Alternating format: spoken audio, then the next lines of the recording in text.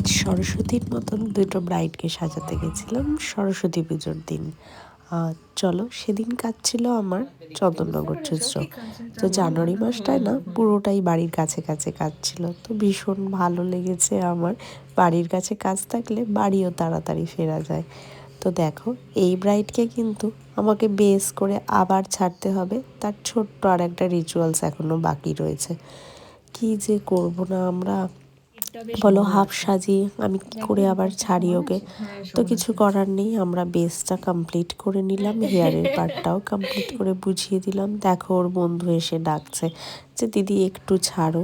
তখন বাজে কটা জানো? 4টে।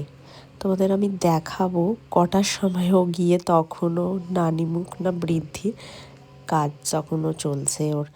দেখো, আমি কমপ্লিট করে দিয়েছি। এই দেখো, আবার গিয়েও বৃদ্ধিতে বসেছে হেয়ার কমপ্লিট। তখন বাজে প্রায় 4:10-15 হবে।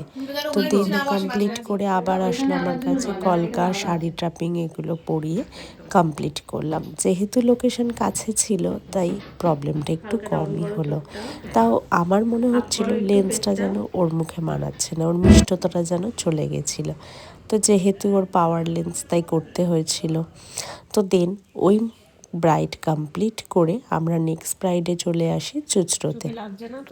ও চেয়েছে দিদি তুমি তোমার মতন করো, শুধু হেয়ারটা না আমায় একটু মেসি রেখো, আমি একটু মেসি মেসিই চাই, আর অবশ্যই আমায় একটু গাল কলকা করে দিও।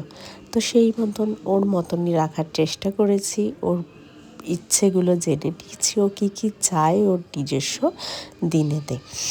তো সেই রকমই করে আমি এখন কলকা স্টার্ট করেছিলাম।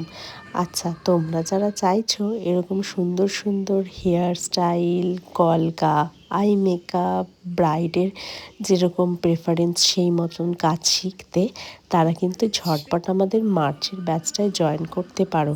আমাদের কিন্তু সিট বুকিং শুরু হয়ে গেছে।